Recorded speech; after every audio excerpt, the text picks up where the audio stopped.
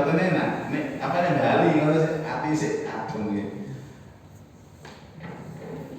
Napa nek sepuh iki kula sing jaga niku Pak. Makanya itu menjadi kebanggaan. Tafakhur dengan daerah itu bagus. Bagus Bapak Ibu. Ada preman, ada orang ini orang jahat Bapak Ibu, preman, tapi omahnya ngampel. Akhirnya tapi, Bu di Mas Grian, kalau ngampel, kenapa nih basunan sebelah? Padahal preman.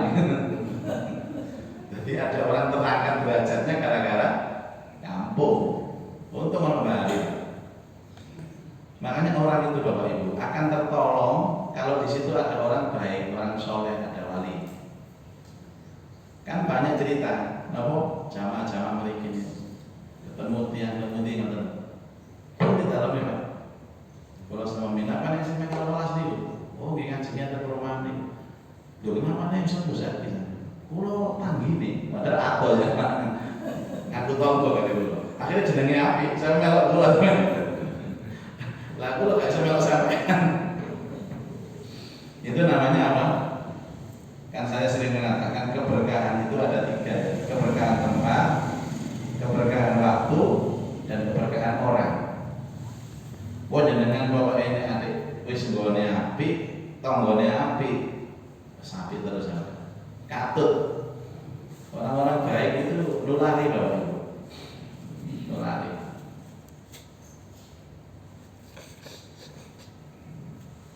Pun tinggalnya sampean Surabaya.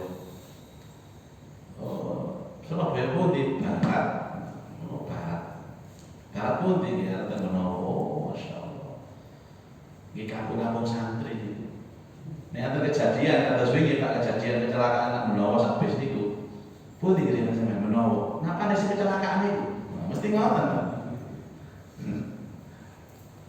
Jadi dicari momen untuk pengingat. Nah, sampai hari apa di sana dibuka? Kemis. Kemudian pada hari Jumat, jadi kalau ada pertanyaan, masjid apa yang pertama kali dibangun era Islam? Masjid Kuba. Adapun Masjidil Haram ini bukan Rasulullah yang bangun, Pak, Nabi Ibrahim.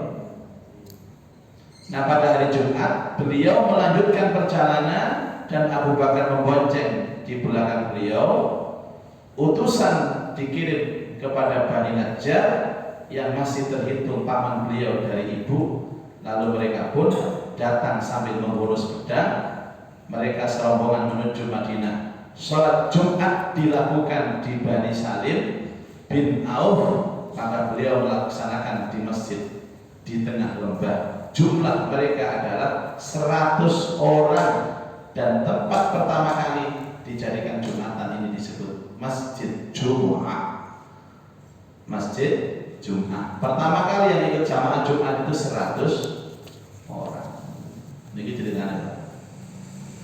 Setelah Jumatan, Nabi SAW masuk Madinah yang nama waktu itu Yasrib.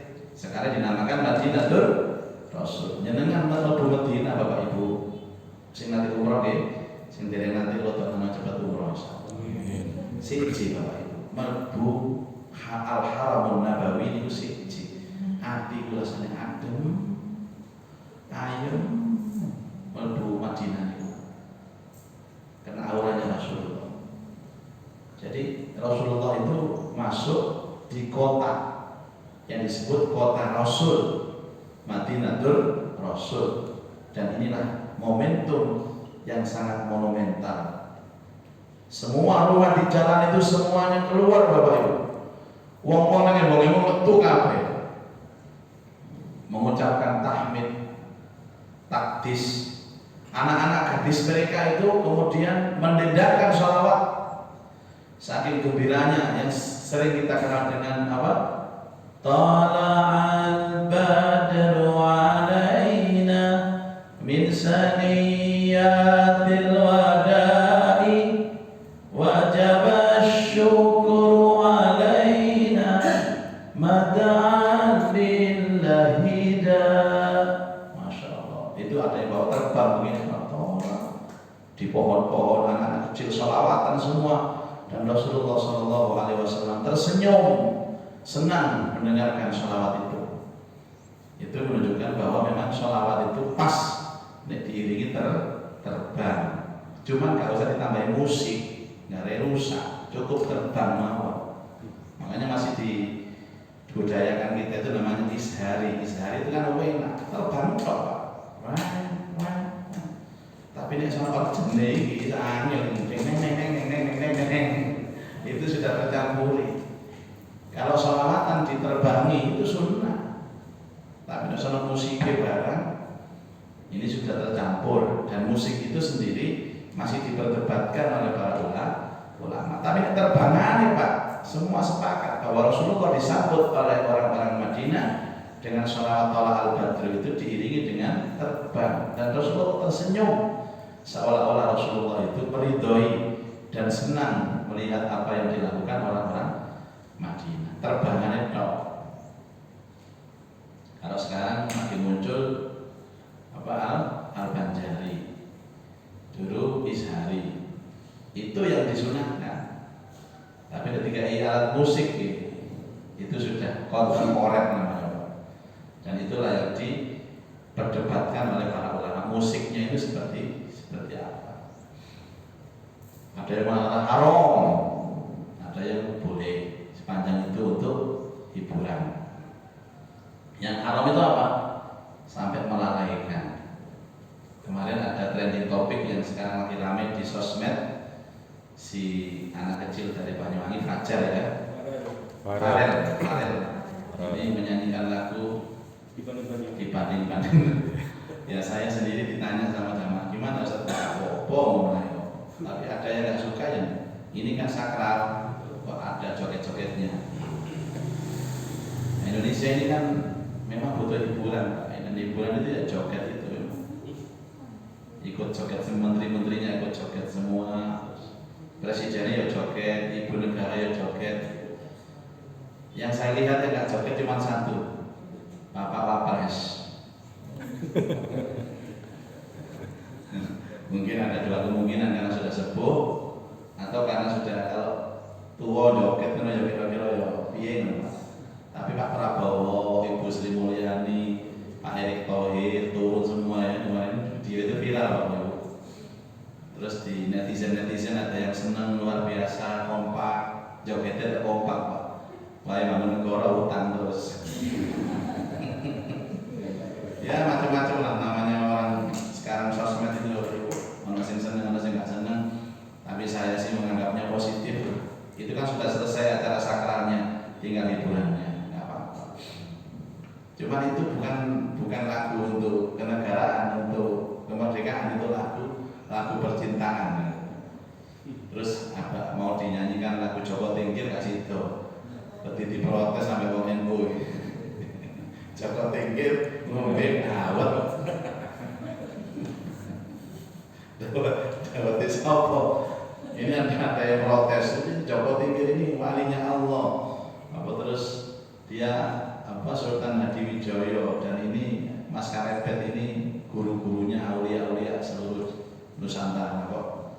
Nah saya juga jawab, loh gak apa-apa sih, masa gak oleh tak wali ngomong gak apa-apa, salahnya di mana? Ya semua kembali kepada sudut pandang masing-masing. Kalau saya wajar-wajar saja. Orang ngaduk-ngaduk non. Ada ulama yang berceramah, bahwa yo Joko Tingkir, liane Joko Tingkir. Misalnya abang supir tak sopo, yo enaknya Joko Tingkir. Kadang viral gak ada ditarik. Joko Tingkir ngombe dawet kan boleh-boleh saja, walaupun wali-wali Allah ngombe dawet kan tidak apa-apa. Inilah Indonesia. Baik Bapak Ibu.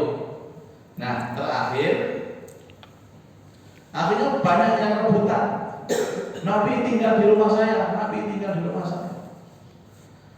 Nah kemudian onta beliau terus berjalan hingga tiba di suatu tempat, dan Rasulullah mengatakan saya akan berhenti di saat onta ini berhenti, karena onta ini telah mendapatkan wahyu dari Allah.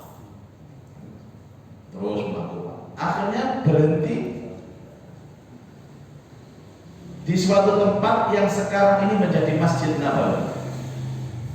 Di tempat ini unta itu menderung, namun beliau tidak turun dari punggungnya. Unta itu berdiri lagi dan berjalan beberapa langkah, menolehkan kepala, lalu kembali menderung di tempat semula. Baru kemudian beliau turun dari punggungnya.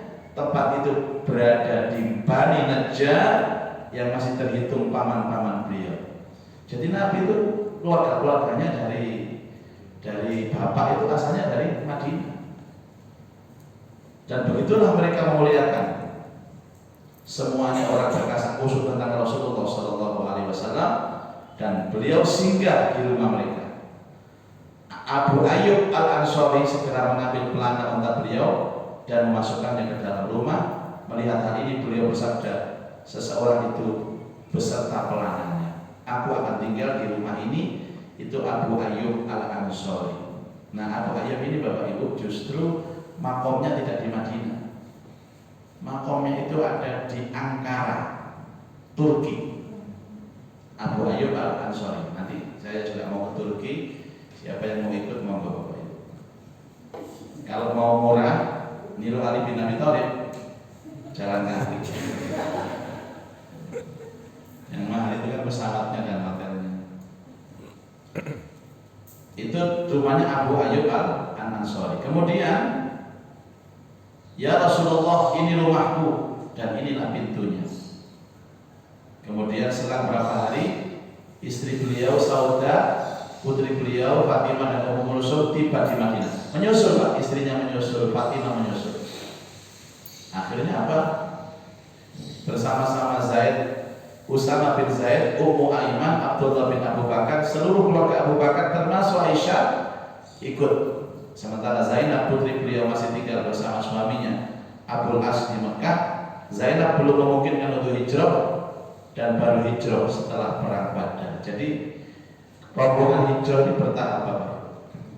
Aisyah pernah berkata, tatkala Rasulullah SAW tiba di Madinah, Abu Bakar dan Bilal merintih kesakitan. Aku menemui keduanya dan bertanya, wahai ayah, bagaimana keadaanmu?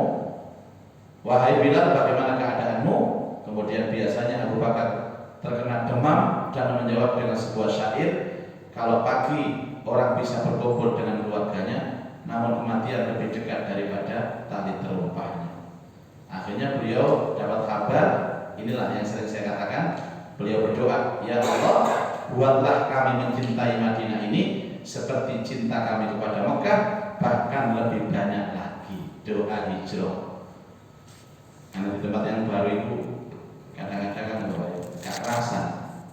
Makanya doanya seperti itu. Ya Allah, jadikan cintaku di tempat yang baru ini sama dengan cintaku kepada tempat yang lama, bahkan lebih. Ini episode terakhir sampai di Madinah. Mulai keluar dari rumahnya sampai tiba di Madinah. Mudah-mudahan menjadi keterangan yang manfaat. Al-Fatihah.